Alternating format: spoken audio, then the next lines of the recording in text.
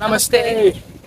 So we are here in front of the Raritan River for this next episode of the Garden State of Mind podcast by the Princeton Bhaktivedanta Institute. I'm Krishna Keshava, the serving director of the Bhaktivedanta Institute in Princeton, New Jersey, and I'm here with Edwiserlady, and we're so happy to hear from her today about what happens when you submerge unnecessary things in the river, how that affects the ecosystem, and how to take positive action to not do that, especially action inspired by our religious convictions, so that as our means of serving the divine, we are also being good stewards of the environment. Thank you so much. And if you remember, I did make a challenge in the last podcast, where I said that I want to see a scripture where it says that we can actually go and immerse idols in the rivers, especially the ones made of plaster of Paris and other unnecessary stuff, which are not natural or which are not organic in nature, right? I made the challenge. You might want to put it back here. Yes, we'll show the challenge here on the screen. Nimajjanam means submerging the statue. Okay. On the day of Ganesh Puja, we read a story of the whole history of Ganesha and what we have to do on that day, and then until that evening and next day morning. So we do read the whole story. Nowhere in the whole story it mentions that you have to go submerge Ganesha's statue in the water. Nowhere it says that you make a Ganesha out of plaster of Paris, painted with all the colors, and then go dip it. No, anybody can question and challenge me on this. This is not in Vedas, this is not in Puranas, no Smritis, nowhere. I will, as part of this podcast, I'm challenging the audience. Then you posted on your own Instagram account. Yes, I did actually make a reel on my own Instagram account, Edwiserlady, and it received a lot of traction. Everybody was encouraging me to do this, and I also told in my reel that I file the cases on people that would do that. So I thought, when I was discussing with you and when you suggested and proposed that we should go to the Raritan River and do this podcast, I was very happy, because Raritan River is one of those places where in New Jersey, many people immerse the idols after Ganesha Utsav, which needs to stop going forward. Hopefully from 2026, but if not, at least going forward. And the reason why I agreed to come here is because I have some scientific information on this river. And what will happen if you throw unnecessary stuff or inorganic stuff in the rivers to the ecosystems, to the water, and to the nature in general, right? We need to know that. We need to know that. Everybody needs to know that, right? Because this is one of the rivers that feeds around I have the specifications, but millions of people in New Jersey. This is one of the freshwater rivers that we have in New Jersey. Apart from that, I also have some specifications that I would like to talk about. Because it's fair to say when people do the Ganesh Utsav, they have no malicious intent of trying to hurt the ecosystem. They're just kind of simply practicing what they understand to be their religious ritual. But actually, if they're informed about the destructive nature of what happens, and hopefully they can change a little bit based on the need of preserving the ecosystem, and then do their religious ritual in a way that's a little more thoughtful, right? Yes. So this river provides water for 1.5 to 1.8 million New Jersey residents, making water quality highly important. So that's one of the things. And roughly 49 municipalities drain into this basin. And this is a mix of fresh water upstream and tidal and brackish water downstream near New Brunswick and Raritan Bay. And the depth is somewhere around 10 to 35 feet, and much of the bay is relatively shallow, which is also a major factor for ecosystems. Yes. And let's talk about the ecosystems here. We have huge freshwater fish population in these rivers. The catfish, carp, yellow perch, sunfish, chain pickerel, these are all very unique to these rivers, actually. Shallow freshwater rivers. Shallow freshwater rivers, yes. And largemouth bay is bass. Bass, yes. And smallmouth bass, trout, and these are also some of the fish that are, native to these rivers. We also have migratory fish here, which are striped bass, American eel, which is again a very rare species in fresh waters, river herring, we have shad, and other fish here. We have huge population of crustaceans and shellfish, which is very unique to Raritan River, like freshwater. Yes, blue crabs, fiddler crabs, freshwater crayfish, and oyster restoration zones are here. Right? The oyster population is at crisis right now. Yes, oyster population is also very endangered species. Endangered. It's not endangered. But it's on the edge. Yes, and not just the water ecosystem. We need to remember that when you have a river body like this, you can see many birds are flying around. We are going to show some visuals. We can bring on. I can see a lot of birds here.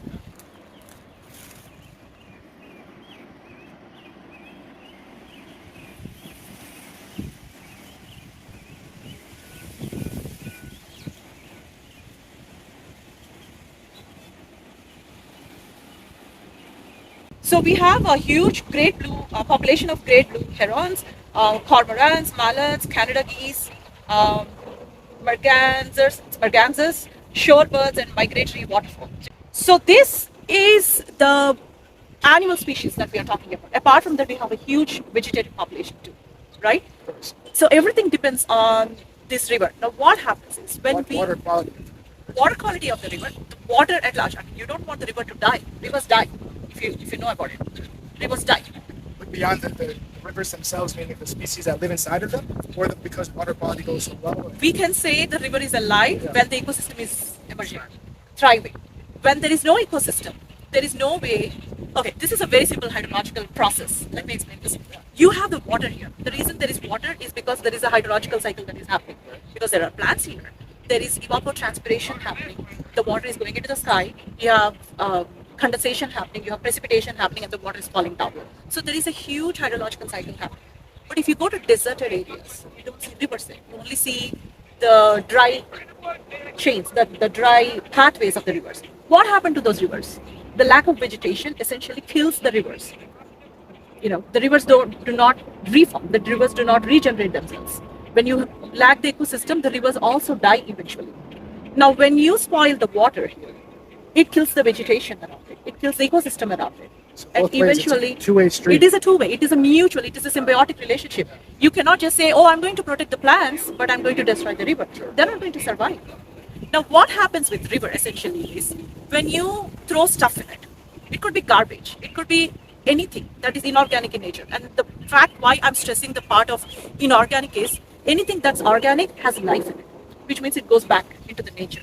When it's inorganic, like plaster of Paris, the idols during Ganesh also, we immerse them.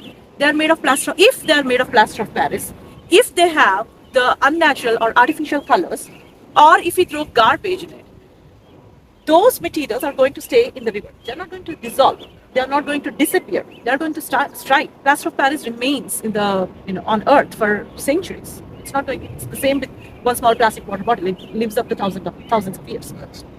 Now, the water has dissolved oxygen in it. When you throw this stuff, these objects also start demanding oxygen in one or the other form, which is called as biological oxygen demand, BOD. Now, when the biological oxygen demand is higher because of this extra unnecessary stuff. So it's the stuff that is, whatever particulates are coming off of the plaster of Paris are increasing the demand on the resources in the river. Increasing the demand of oxygen. Yes. Now, when BOD is higher, the dissolved oxygen is taken away.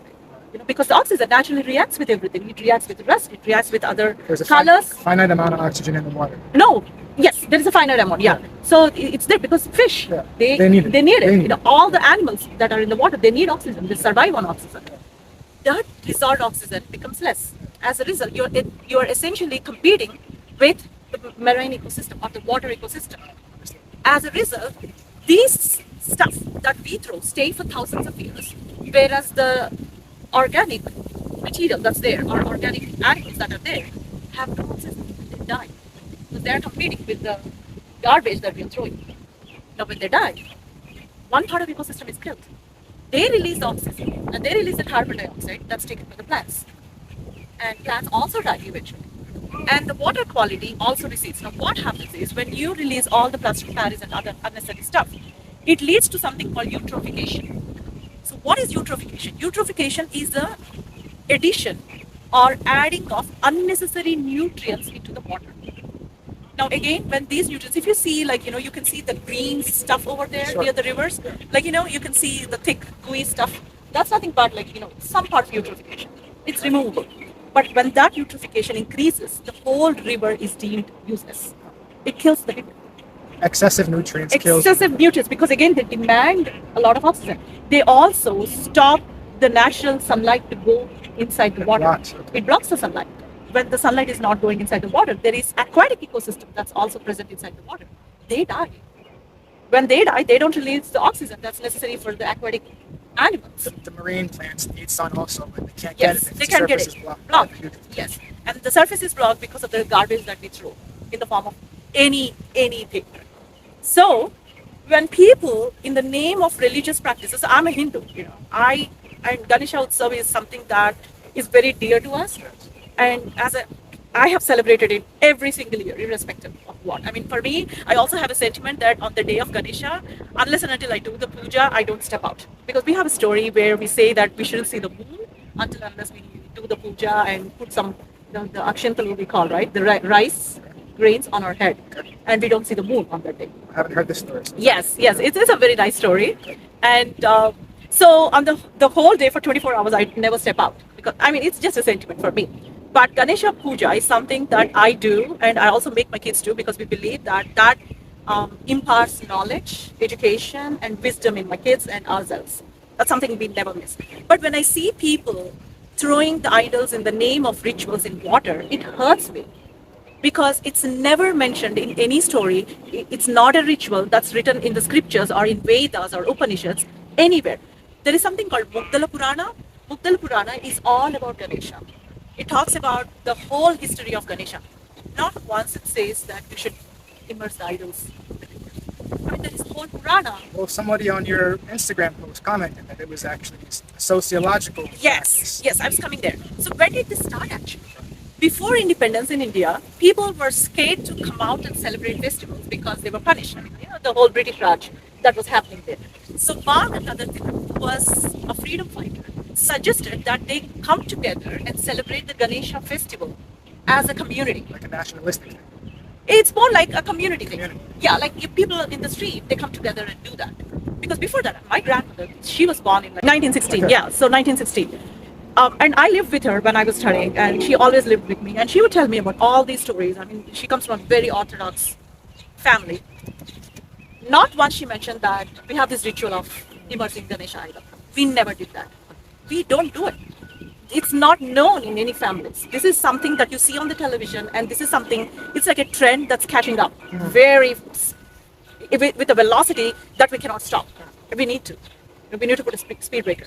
It's not there in any scriptures. So it's something that we are not aware of growing up. That's something that my parents were not aware of. My grandparents were not aware of, right? And when I asked her about this whole community thing, when she was alive 30 years ago, and she said that, at least in her village, they never did that. So it makes a lot of sense when I put all the dots together that yes, this was an event that was done before independence, pre-independence, to bring the people together as a community event to show the solidarity of Hindus and say that we are all together, united, and we are not scared of your administration, the British administration or oppression, and we are going to celebrate our culture. Great. We need to come together as a community. If my street is organizing it with permissions, I would love to do that. But now, where did that say that, yes, you can go and throw it in the rivers? Now, that's where we need to put a break, right? There should be a balanced perspective. Yes. You do it as a community, great. You celebrate your culture, great. We all need to do that. Being in the USA, I love to celebrate my culture. I love to represent my culture. Sometimes I think people get caught up in the fervor of, oh, we're together, we're celebrating something that expresses our culture, and we are so caught up in the bliss of that activity that we don't think about the details or the repercussions of the details. The devil is in the details. Correct. So we have to, we're trying to bring awareness to, don't overlook these details. They're very important. Yeah. I mean, the Vedas say that whatever comes from the nature goes back to the nature. That's very true. I mean, if you really have the sentiment of immersing Ganesha, make a Ganesha with haldi, turmeric, or with clay that's actually taken from the rivers. You cannot use any clay. You cannot just go back into your patio and then pick up some clay. It's native. It has to be it's native. The native clay from the rivers. We call, in Telugu, we call it like pudika, which is like, taken from the rivers, because even that soil matters a lot. Because when you put the soil that's not native to this river, if God forbid that soil has elements or that soil has minerals that are not native, and if they dominate this river, they are going to kill the native Would that minerals. result in eutrophication or something else? It could just dominate, and it could just change the whole mineral. It could just change the whole mineral quality of the river, which again inhibits the ecosystem from growing naturally, because you know what bed you want in your house, and now I come and then I say, no, you cannot sleep here, and you take this bed. Yeah, but you'll take time to. It will negatively You'll have some affect. sleepless nights. Yes. The same thing with ecosystem too. So yes, if you want to still continue immersing the idols, you can, but make the Ganesha with turmeric or the natural clay that you come here and take the clay from here, not from Home Depot or Walmart. You make the Ganesha and then come back and put it back in the nature. That's what you're supposed to do. You cannot go to an Indian store or some store, buy a plaster of Paris Ganesha, put all unnatural colors on it, and then come and dump in the river in the name of rituals, because it's not a ritual. It's not written everywhere. That's something that you have in your mind. I'm sorry, I'm being very aggressive, No, but it's good. You have to be, clear. And so, from the perspective of the Vaishnava's practice of bhakti, this is all conducive to that, because when Brahma Samhita, Ganesh is glorified as a Vaishnava, right? He's the son of Shiva. Shiva is described as Vaishnavanam Yata Shambhu, as the greatest Vaishnava in the Bhagavatam, and also in Brahma Samhita. And so Ganesh is not just the remover of obstacles to our material fulfillment, which many people approach it in that way, but actually Ganesh is the remover of obstacles for the awakening of love of God in our heart. And a practical way that can manifest in this context of this conversation is when we come out to nature, when we can appreciate the ecosystem as it's developed in a dynamic, organic way, we're actually meditating on the divine mind of the designer, of the creator, right, of the maintainer. And in that way, our process of coming to get the clay to make our Ganesh Murti and then coming to return it is a meditation on respecting this ecosystem that has come from the intelligence of the divine. So this is a practicing bhakti, no doubt about that. This is a meditation in that way. So the more we can cultivate our hearts and minds in that direction, then the more all of our family and social activities will be perfected. Not that we have to stop them, but we just have to keep our consciousness properly aligned, and then all the details will fall into order. Correct. Another point that I want to raise through this video is not just the ecosystem. I mean, there might be some unempathetic people or narcissists that never think about the nature, that only think about themselves. So I have a point for you too. When you come and immerse the idols have chemicals or paints that are heavy metal in nature. You know, you can find heavy metals like lead, chromium, cadmium, copper, zinc, etc., which can settle into the sediments. Now, don't forget that this river actually feeds 1.5 million people. We didn't talk about it, because in the beginning you mentioned this is drinking water. Drinking water. So all this is coming back to you. 1.5 million people. So it's essentially coming back into your tap, and you're drinking the same lead, chromium, zinc, and cadmium-filled water, and you're giving it to your kids, and you're killing them. The karmic zinger. Karmic, yes, the karmic. It's not chromium, it's karmic. So, yes, I mean, the heavy metals, it can lead to heavy metal poisoning too, slowly. How much lead do you need in your body? Not a lot. Zero. None. Zero. None. It's not about not a lot, zero. Yeah. If there is anything above zero, the state will come into your house. And, Heavy metal poison. it is heavy metal poison. Yeah. Yeah. So essentially, what you're doing is, to all the narcissists out there, you are causing heavy metal poisoning to yourself and also your kids, if you at all care for your kids. And this is being said with love. No. For him, it's love. For me, no. It's coming from an environmentalist. It's coming from a Hindu that loves rituals, that follows the traditions, but that also objects the maddening processes that are happening here. But you want them to have the best possibility for themselves too, which means he's very nice. They shouldn't poison themselves. Yes, you shouldn't poison themselves. Yes. Yes. Be nice to yourself, at least if not for the nature. I mean, I'm coming here. See, I am a firm believer that I love nature. But if I come and tell people that I love nature, they're like, they don't share that value. Yeah, so heavy metals for you guys. Yes. So that's one thing that I wanted to bring in. And anything else that, yes, I mean, you don't want a lot of BOD, you don't want eutrophication, and you don't want sediment contamination, and also a lot of stress on the already existing aquatic ecosystem. And let us not forget, we see the plants there, the industrial plants.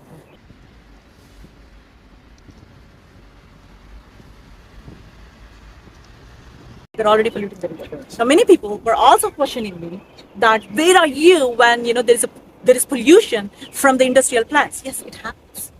But we should also remember that there is a treatment process right inside the plant too. And the water that comes here is treated to some extent. It's not like directly polluting here. It's treated to some extent. Unless and until there is a treatment plant inside the nuclear plant, or inside the industrial plant, they don't let the water come here. So you see all those pipes that the water is coming?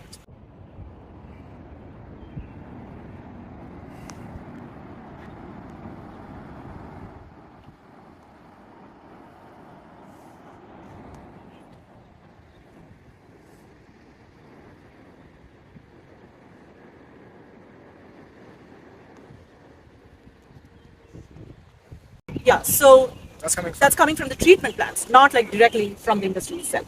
So we need to understand that, yes, the pollution from industry is also concerning. Yes, the pollution from industry also kills the aquatic ecosystem and causes heavy metal poisoning to us. But at the same time, as individuals, it is also our responsibility to not contribute to river pollution. We cannot sit back and say that, it's just one idol and that's a heavy industry. No, no idols, none. It's not about one. Spiritual practices should be inspiring Yes. stewardship, not being an obstacle to it. Not at And this all. is coming from someone who's not just actively engaging in environmental activism. I teach. Edwiserlady is a professor in Yes. sustainability and environmental science, so she's teaching this at the college level. Yes. And she's coming here as a concerned citizen Yes. and someone who cares about how Indian ancient teachings are being presented in the Western world, and she wants it to be represented in a proper, pure way. And so do I. So this is all. Why are you coming- giving so many disclaimers? Are you scared that people will? No, it's just that you're trying to think from the perspective, Perspective, of yes. the nihilist. I'm thinking from the perspective of people who want to argue. And no, we're trying to Yes. do this in a for the service of the divine. Yes, This is why yes. we're trying to do this. This is our practice of bhakti. And that's why we came to the river today to, record this podcast. And I hope this reaches many people. We are also going to show, I would love you to pull up those pictures Yeah. from Save the Raritan River I'll page. put them in here again. In here and show what those people did to save this river and what are the things that they found and what we can do. So let us pledge not to immerse idols, at least the inorganic ones, the plaster of Paris ones, with artificial paints in the river. And you do not have to immerse the idols at all. It's not written in any ritual, but if you still want to do it because it has been a practice in your family, please do so with turmeric, pure turmeric, not the store-bought one. Very pure turmeric, because even the store-bought one has lead. You need to find the purest form of turmeric that's grounded in your grinder. You make Ganesh idol with that and do it, or come to the river a week before, get some clay from the river, make the idol, and come back and put it back in the river. So this has been our Garden State of Mind podcast. Last time we talked about where you asked the question, how is the environmental health crisis a human consciousness crisis? This is expanding on that idea. Yes. So they say in colloquial wisdom, if you want to change the world, change yourself. Right? So this is all the same idea, how we can make these adjustments in ourselves, and then how this spreads out to the world around us, so that we can try to live in a better space, so that we can practice our spiritual life, live our material life in a more harmonious way. This is our home. So thank you for watching, and we hope to see you soon. See you soon. Keep watching Garden State of Mind podcast.